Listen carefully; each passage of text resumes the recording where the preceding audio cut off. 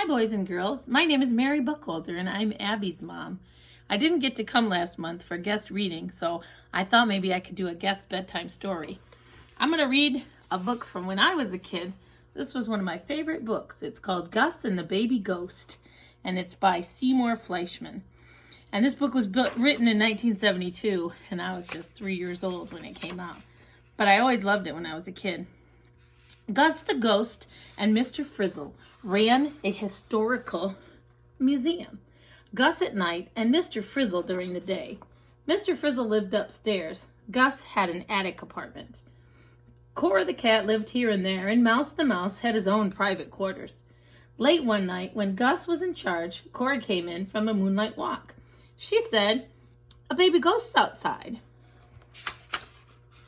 Sure enough, there it was. A baby ghost wrapped in a ghostly blanket lay on the step. "What do I do with it?" Gus cried. "Wah!" yelled the baby ghost. "Feed," said Cora. Grown-up ghosts never get hungry, but baby ghosts often do. Gus carried the baby ghost in its blanket into the old-fashioned kitchen and found some warm milk. "Warm," advised Cora. Gus warmed the milk. "Bottle," said Cora.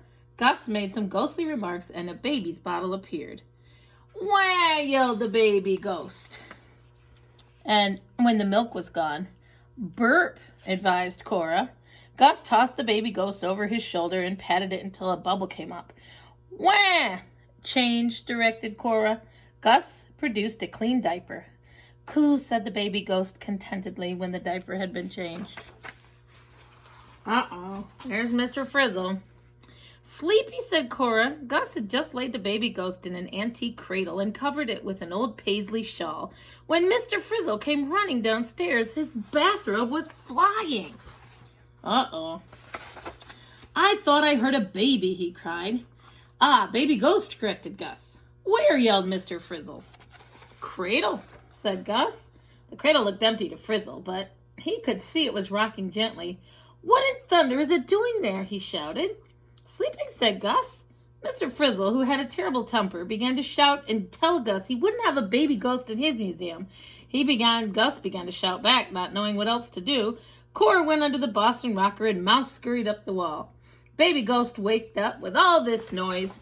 "Wah!" Cora yelled. "Meow!" Mouse snarled. "Shut up! Go to bed, Frizzle," shouted Gus. Finally, Mr. Frizzle pounded upstairs. When he had gone, Gus sat down with a sigh of relief in the Boston rocker, and Cora leaped into his lap. Gus rocked the cradle until the baby ghost fell asleep. Gus understood how Mr. Frizzle felt. Frizzle was proud that many people came to see the museum and didn't want anything to frighten them. Gus kept out of the way, but a crying baby ghost would not. "I'll do something tomorrow," thought Gus. He fell asleep rocking the cradle. Baby ghost leapt and Cora slept. Only Mouse whisked about busily, looking for a crumb of something. When daylight came, Gus warmed another bottle for the baby ghost. "Bath," advised Cora. Gus got the baby a bathtub and filled it with warm ghostly water. Baby ghost was so cute, splashing and happily gurgling in the bath. And Gus began to feel happy himself. When he had it all dry and smelling of ghostly talcum powder, he decided he would like to keep the little baby ghost. "But I can't keep it in my attic apartment," he told himself. "It has to sleep in a cradle. Besides, my ghostly bones are too old to run up and down stairs with bottles." He carried baby ghost back to the old cradle. "Wah!" said baby ghost again. Down came Mr. Frizzle, filled with fury.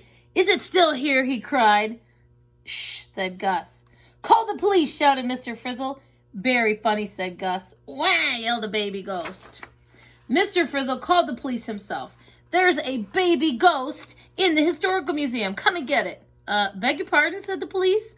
"I want to get rid of a baby ghost," shouted Mr. Frizzle. 2 policemen came. "What seems to be the trouble?" they said. "We've got a baby ghost," said Mr. Frizzle. And you're feeling all right, Mr. Frizzle?" asked the police.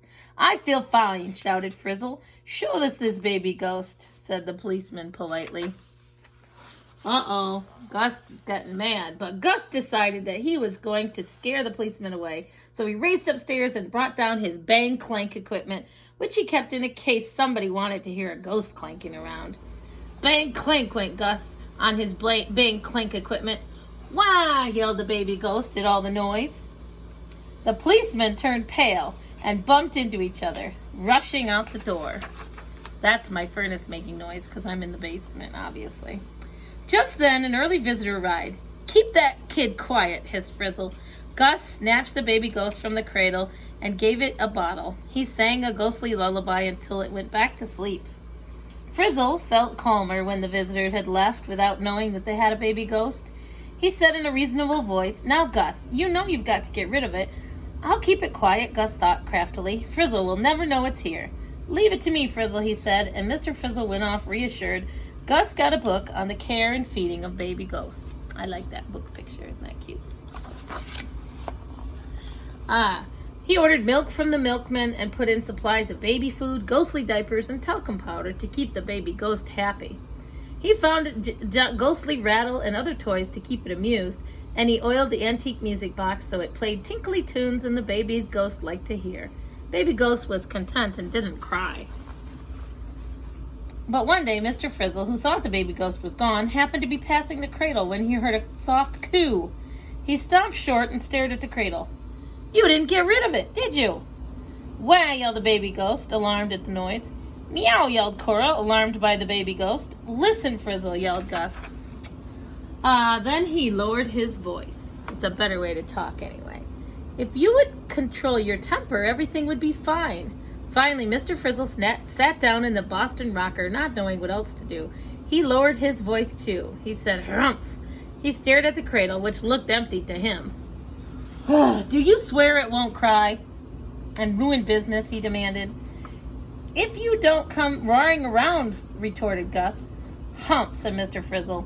Then Gus put up a big sign, "Quiet, please," to remind Mr. Frizzle. Mr. Frizzle began to talk to visitors in hushed tones. He stopped shouting at Gus, and he didn't even say harumph because he didn't want to make the baby ghost cry and alarm the people. But Gus saw him glance at the cradle sometimes, and he knew Mr. Frizzle was very nervous. One day, Mr. Frizzle was telling a lady visitor in a hushed tone so he wouldn't wake the baby ghost. "This is an antique cradle." Suddenly, Mr. Frizzle, the visitor, and Gus, who was nearby, were startled to hear quite plainly a coo. "Have you got a baby ghost?" asked the lady. "Certainly not," cried Frizzle. "Oh, I wish you had a baby ghost," said the lady sadly. Frizzle looked at the lady in surprise. He eyed her suspiciously. Was she joking? He liked to please the visitor in his museum, so finally Mr. Frizzle said cautiously, "Well, we might have a small baby ghost." The lady rushed to tell her friends that this wonderful, delightful historical museum had something very special, a real baby ghost. Soon crowds of people came in, tiptoed in, and stood around waiting to hear the baby ghost in an antique cradle until the old Paisley Shaw said, "Coo!" The people loved it. They just crowded around. "Your baby ghost sounds so happy," everyone whispered.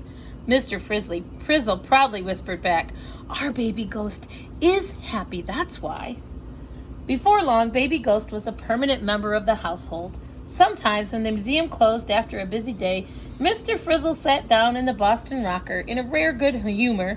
Cora would leap into his lap, Mouse kept as quiet as a mouse, and Mr. Frizzle would rock the cradle. Meanwhile, Gus would hang the baby's things on the washing in the evening air. The end. Abby, I love you, and I hope this story wasn't too long.